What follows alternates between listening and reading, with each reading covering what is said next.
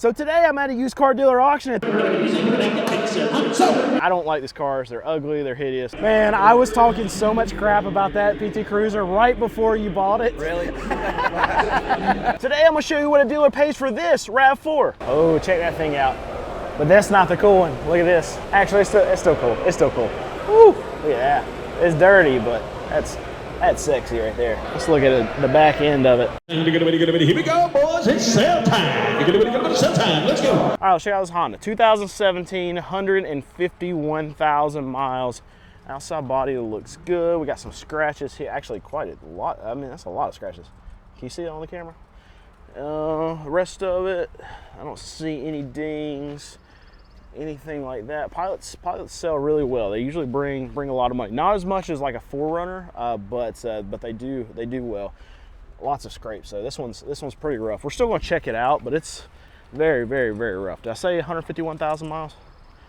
Yeah. Let's see what the inside looks like. All right, here's that Honda Pilot, 2017. All right, trying to start at 10,500, no bids. Drop down 10,000, still no bids. 9,000. Keep rolling it down. All right, we got $6,000. All right, we got bids coming in now.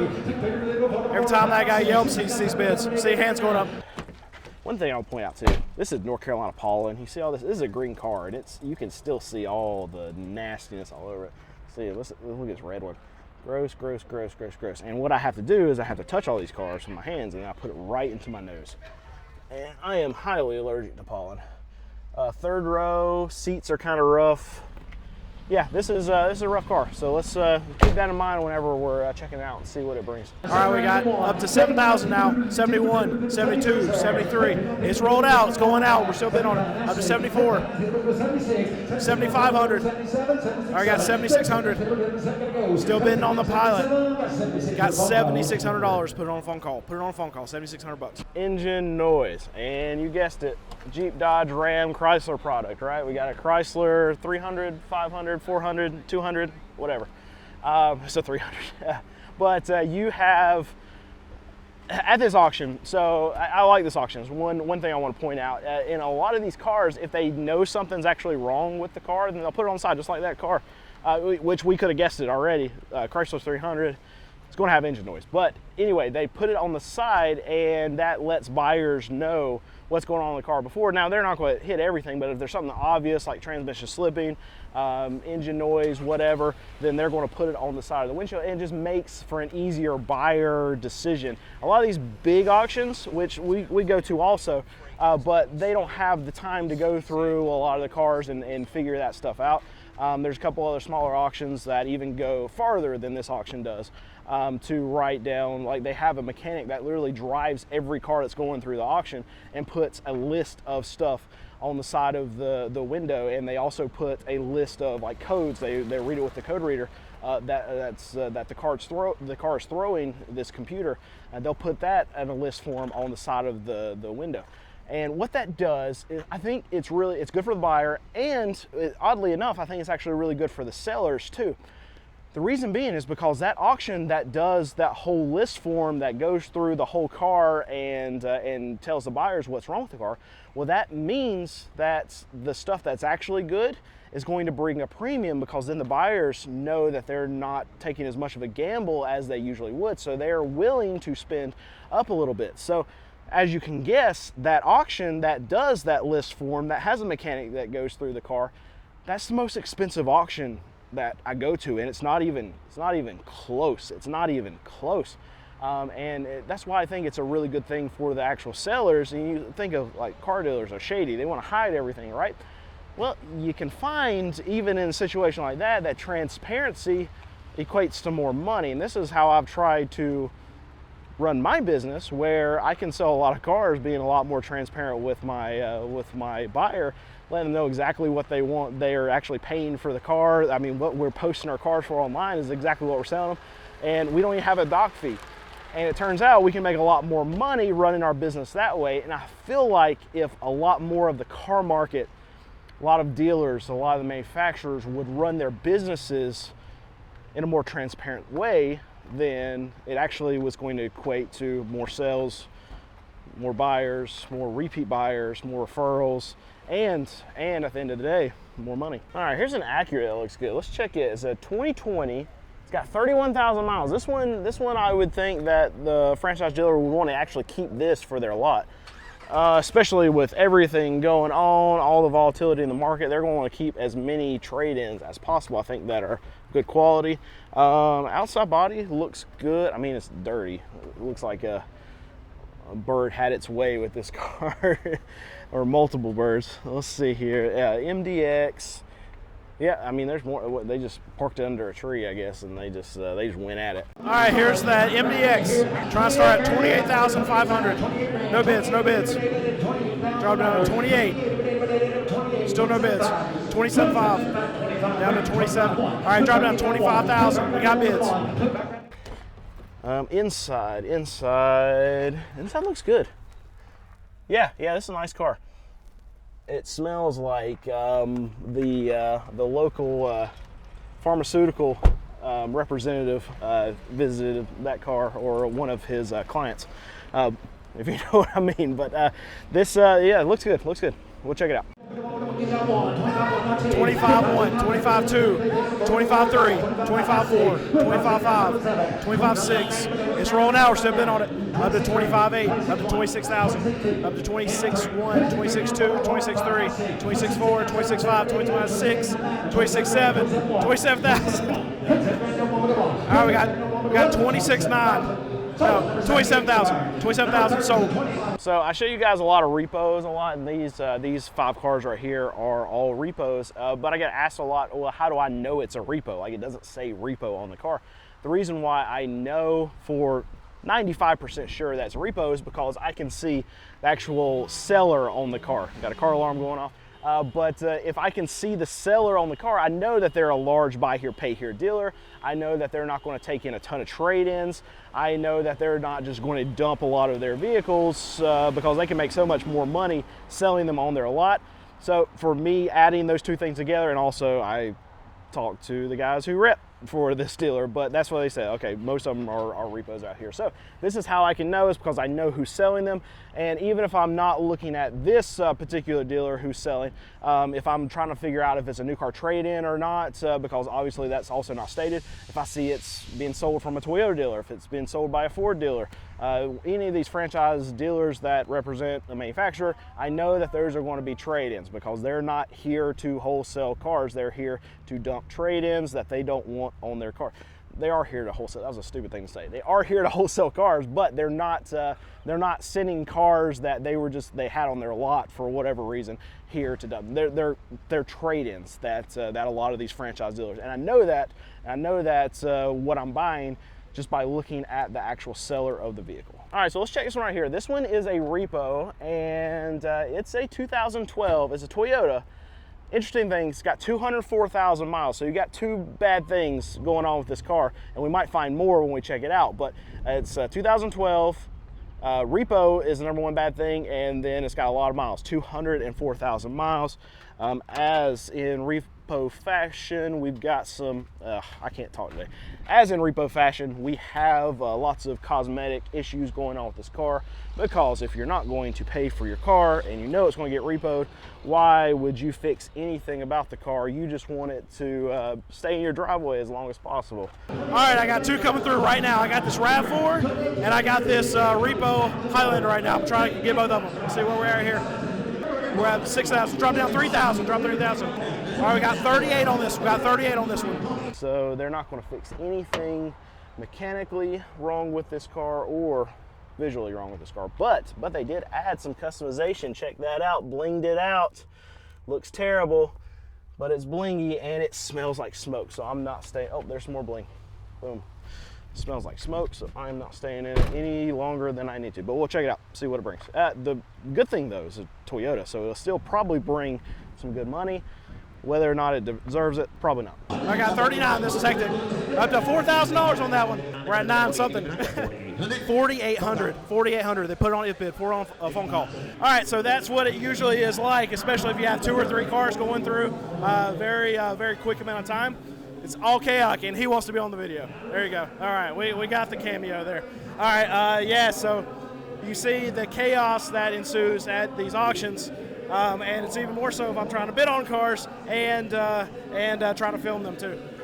But luckily I have Alex here, so I don't have to do that very often. So one thing that I'm able to do here at these car auctions is really predict where the market is going just by observing what I see buyers and sellers doing. And I can give you an example of this. So when I see that the market is going down, I can kind of see this ahead of time.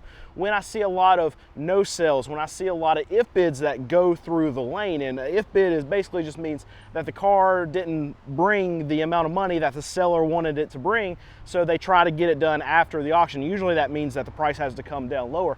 But what that can tell me when I see a lot of no sales, when the car goes through the lane and there's not enough bidders, it doesn't bring enough, or sometimes there's just no bidders because nobody wants the car, that tells me that there's weakness from the buyer side. It also tells me that the sellers have mispriced these cars. They traded for them. A lot of these cars are trade-ins, new car trade-ins from these franchise dealers. And that tells me that maybe they traded too much. They had too much money because they thought that the price was going to be up here. But it turns out what the market tells them, what the buyers tell them, that is the market, that it needs to be down here. And the buyers will only go up to right here to actually buy the car. So then a lot of the sellers, when they go through a lot of these no-sell processes, they don't sell the car, and they have to go back and basically rethink what their pricing model is. That means that they're actually going to trade for cheaper prices going forward as they see the market go down. And then the following week they might run it again, and they probably will no sell it again. And usually the third week is when they're going to start cutting stuff loose. What I always like to say is first money, best money. So it's actually bad for a lot of these franchise dealers to not cut it loose that first week that they run it, because that's going to be the time where the car actually brings the most money that it's ever going to bring. The reason being is because when a dealer comes out here and there's a few of them that bid on the same car, okay, that's when you're going to have the most competition on that vehicle.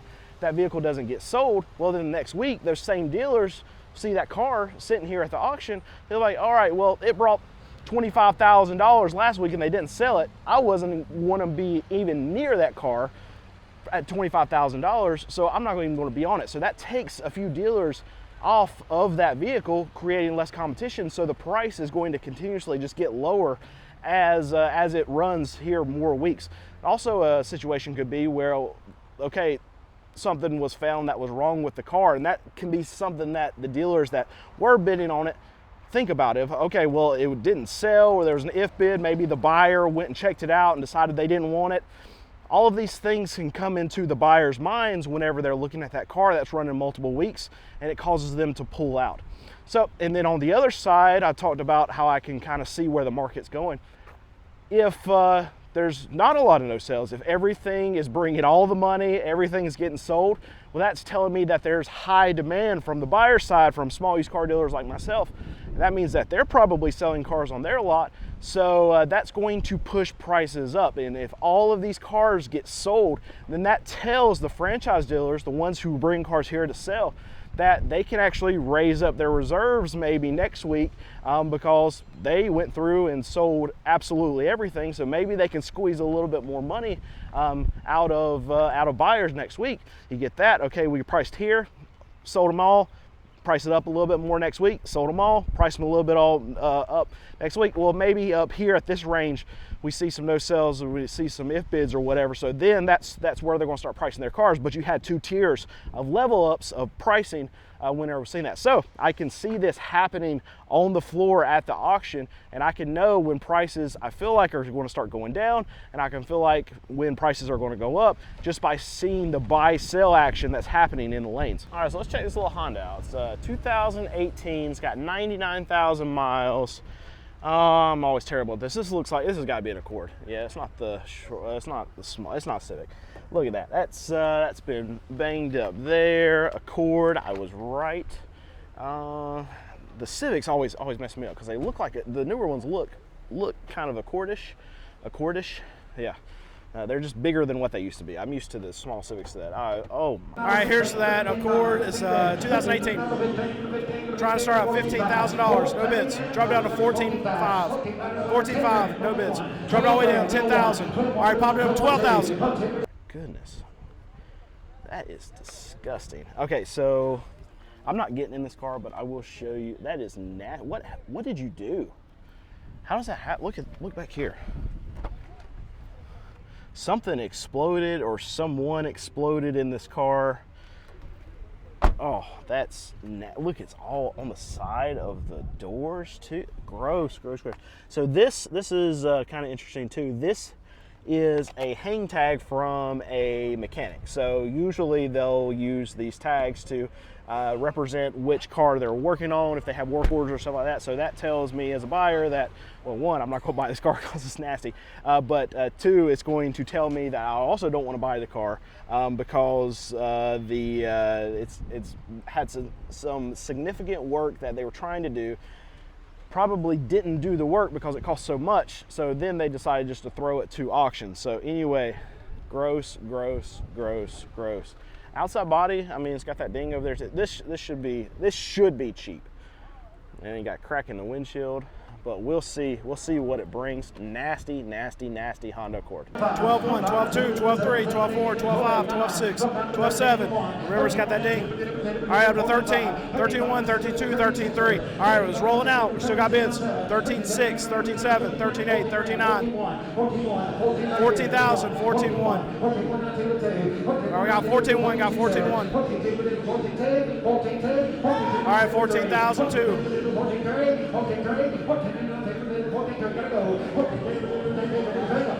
Got 14,002. They put it on a phone call. All right, so look at this. I want to tell you a quick story. This is a PT Cruiser right here. I'm not going to check it out. We're not going to watch it go through the auction. If we catch it right, we will. But I don't care. I don't like these cars. They're ugly. They're hideous. One of the worst things ever made. But I can tell you, I've owned so many PT Cruisers over the last 14 years, and I don't think I've ever lost money on one. And really, they're probably, I know we looked at like the margins on specific vehicles to know what to buy, what not to buy, and that was one of the ones that surprised me the most, that we would never lose money on it, and we would always make like the top end of our range on one of the highest margin products that we can buy. Product, freaking car. One of the highest margin cars that we can actually buy. And here's the reason. It's because they suck so much and they're ugly.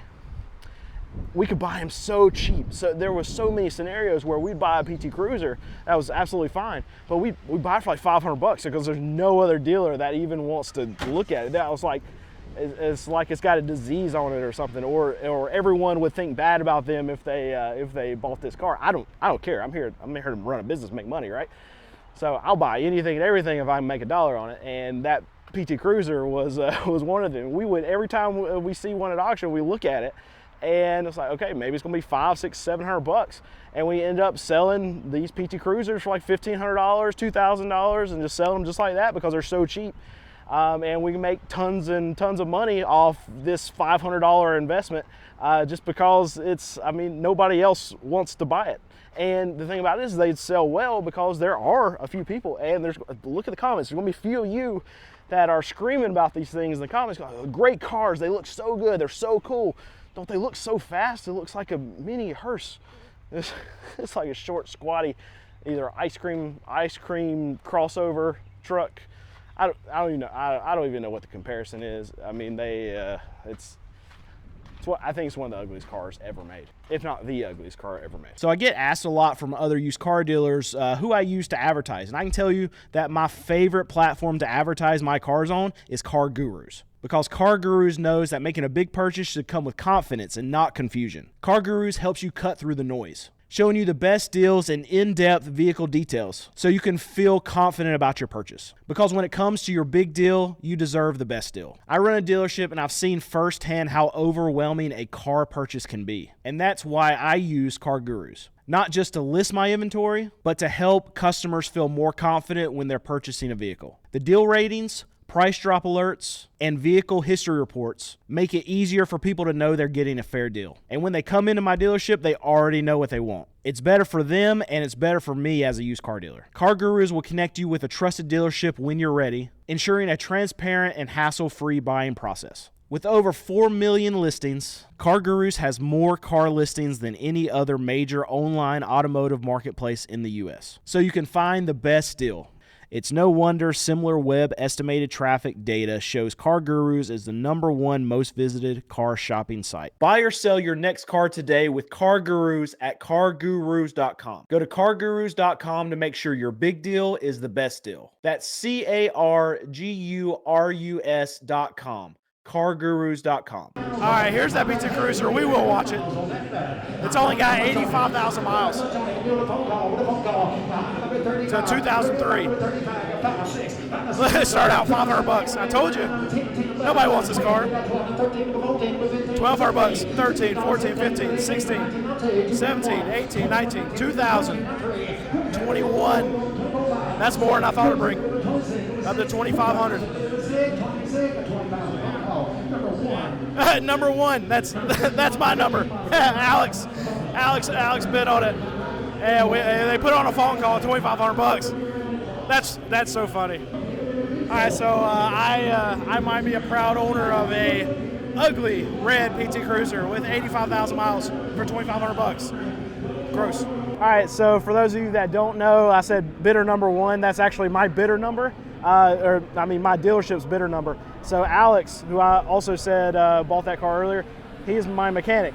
He works for me, and he checks out the cars and bids on them while I'm making this video for you. So it's funny that I was talking so negatively about that PT Cruiser, and then he ends up buying it for my dealership. So now I probably own that PT Cruiser that I disparaged so much. So for those of you who don't know, Alex, my mechanic, buying for me. Bidder number one, that's my number. So we bought a PT Cruiser. My fault. Man, I was talking so much crap about that PT Cruiser right before you bought it. Really? Yeah, only 80,000 miles. It's still, it don't change, it's PT Cruiser, yeah. All right, this Honda right here is interesting. Let's check it out. The reason why I want to check this out because of this right here and see how much it's going to bring. It's got 229,000 miles, and it's at 2009. This car's been driven and driven and driven, and it's still good enough to be able to run through the lane. It still exists. There's no rust here. We don't have to worry about that, so that's not a thing. Honda Accord. Outside body actually looks good. Somebody took care of this car just by seeing how many miles are on it and how good a shape the outside is. Now, I mean, you're still going to have this. All right, here's that 2009 Honda Accord. Trying to start at $5,000. No bids, no bids. Trying to start at $45,000. Got $3,000. Oh, we got bids now. You're still gonna have scratches. You're gonna still have little dings and dents here and there, but overall, it looks better. Maybe I spoke too soon. Check this out. Wear down, wearing down, wearing down. So can we redact everything I said? We're still gonna look at it to see what it brings, just because I think you'll be surprised how much money 229,000 mile car will still bring at auction. And then think about the numbers that are here. These are wholesale prices. This is what a dealer is actually paying. All these cars that I'm showing you, they're going through the lane. This is what a dealership is paying front end of the car. You got to think of everything else that comes between that and then the actual inevitable retail buyer. Even just before they leave the auction here, if this car brings, I'm not going to guess at what it's going to bring because I want you to be surprised on it. But you're going to have a buyer fee of probably $300 on this car. So add that to it. They're going to have here in North Carolina inspection fee. So to get the car inspected though, you got to fix most of the problems that are going on with the car. Anything that's throwing any kind of code or any kind of issue, they have to get it to where it will pass this emissions test, and there can't be any problem codes that are sticking into the car. So they have to fix that. That's going to be a lot of money that dealers have to pay on the recon side. You also have to get it detailed, depending on what level of detail you want. I mean, that can be anywhere from $50 to $250 per car. So think about all that. You got the initial price, and then on top of that, on top of all that money, they're going to have to make $2,000, $2,500. Most dealers aren't like me. They can't just survive on making $1,000, $1,200 a car. Most of them, they don't want to get out of bed for less than $2,500 a car. So add that $2,000, $2,500 on top of that, plus the recon, plus the repairs, plus the buyer fee. And that is what you, as the lucky retail customer, that's what you get to pay. 31. Nope. Still at 3,000. Still at 3,000. It's rolling out. Got one bid. 31. 32. 30. Oh, they cut it off. Sold it. 3,200. Sold it. 3,200. All right. So give you a little behind the scenes action right here. I come out here and I look for cars to do thumbnails. That's the picture that you click on this video to actually get into the video. So I want to find something that has high contrast, poppy colors. I look for greens. I look for reds. I look for bright blues just like this. And sometimes if you don't see them, I mean, most of the cars that you see that are produced, I mean, they're all, look at all this. This is all like black, gray, whites. There's typically not a lot of bright colors. So sometimes I come out here and I don't see a bright color vehicle, and I am reduced to having to use like a black truck or a white truck or something. But today we're in luck. So here's what I do. I get it to where, let's see here, I'm moving you around a little bit, but I'll get it to where you can see the car. I'll point at it, do something like this so I can put some words up here, and then we'll just take the freeze frame, and I'm talking, so let me stop talking. And we'll get a bunch of different shots, and I'll come different angle. And let's see here. And we'll scooch down. There we go. That's good. So that's what, I mean, it looks ridiculous. I'm sure if anybody's actually watching me while I'm doing this, it has to look even more ridiculous. But let's get close to it. Yeah. There we go. So we got a few different options here, and I also want to do this so I can just even crop myself in if those didn't work. But that's how I get a lot of these pictures. I do a lot of different poses or whatever for freeze frame to be able to actually pull them in pictures, and then I'll throw them into a program called Photoshop, and I'll mess with the colors and stuff. I'll make me bigger, make me smaller, make the car bigger. I'll make stuff glow around it. I'll change the background of the car. It's crazy what you can do with Photoshop. You can change the whole picture completely. I can even change the freaking color of that car. I can make it bright pink just by changing some of the sliders on the colors. So it's but you can't do that with black and white cars. I wish you could do that, but I don't know how to do that yet. But that car is going to pop really well, and that's how I make my thumbnails. All right, so check this out. This is the brightest, bluest thing that I have. Bluest? Yeah, that works. The brightest blue thing that I've ever seen on a car. This is insane. Look at this. Man, that thing pops. This is a 2021. It's got 93,000 miles. Lots of miles for only being, it's 4 years old now? 3 years old? Something like that. 3 years old? 4 years old. 4 years old. Yep, we're in 2025. But it looks great. The color pops. It all looks good. I mean, for a 2021, it should look good. All right, we got 18,000, 18,000, 18,1, 18,2. This one's going to be fast. 18,3, 18,4, 18,5. Even the door handles.